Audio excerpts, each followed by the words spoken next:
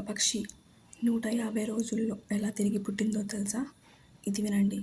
మీ జీవితంలో ఎప్పుడైనా ఇలా అనిపించిందా? ఇప్పుడు నేను చాలా బలహీనంగా ఉన్నానని, ఏం చెయ్యాలో అర్థం కావడం లేదు అని ఇలా అనిపించిందా? ఆ దశ నుంచే పునర్జన్మ మొదలవుతుంది.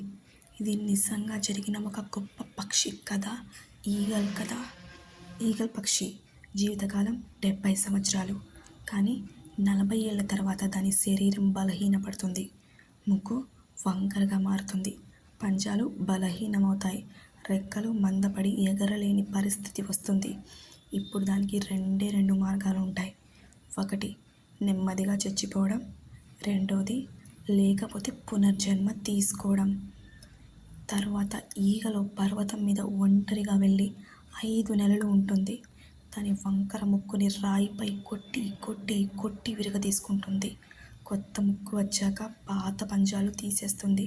తర్వాత పాత రెక్కలు ఒక్కొక్కటిగా పీకి పడేస్తుంది. నొప్పి ఉంటుంది, రక్తం వస్తుంది. కానీ ఆ ఈగల్ ఓ విషయం తెలుసుకుంటుంది. అది తట్టుకుంటే మళ్ళీ జీవితం కొత్తగా మొదలవుతుందని.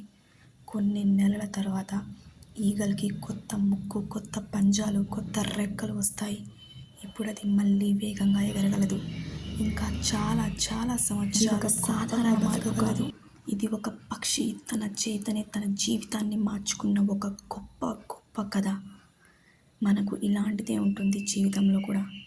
ఏదైనా సమస్య వస్తే దాన్ని తప్పించుకోవడం కాదు, దాన్ని ఎదుర్కోవడం నేర్చుకోవాలి. మార్పు అనేది నొప్పితో వస్తుంది. శక్తి త్యాగంతో వస్తుంది. విజయం ఒంటరితనంలో పుడుతుంది. ఈ రోజు నుంచి మీరు కూడా ఈగల్లా మీ జీవితాన్ని కొత్తగా తయారు చేసుకోండి. మీ జీవితానికి మీనే పునర్జన్మనిచ్చుకోండి. ఇప్పుడు మీకు కూడా రెండు మార్గాలు ఉన్నాయి. నెమ్మదిగా ఎలాగో అలా బతికేస్తారా? లేకపోతే పునర్జన్మ తీసుకొని అందరికన్నా గొప్పగా బతుకుతారా? అది మీ చేతుల్లోనే ఉంది. ఒక్కసారి ఈగల్ జీవితాన్ని చూడండి. అది ఎంత కష్టపడుతుందో పునర్జన్మని తీసుకురావడానికి. మీరు కూడా అంతే కష్టపడి మీ జీవితానికి ఒక కొత్త మలుపును ఇవ్వండి. కొత్త రంగుల్ని పోయండి మీ జీవితాన్ని. ఎంతో బాధ ఉంటుంది, అవమానాలు వస్తాయి. పర్లేదు, అవన్నీ తట్టుకుంటేనే కదా మళ్ళీ కొత్తగా మొదలవుతుంది. మీ జీవితం కనుక కొత్తగా మొదలవ్వాలంటే మీరు ఇవన్నీ తట్టుకోక తప్పదు. ఇవన్నీ తట్టుకుంటే మీ జీవితానికి మీరే పునర్జన్మనిస్తారు. కొత్తగా మొదలు పెట్టండి. ఎంతకాలం ఇలాగే బతుకుతారు?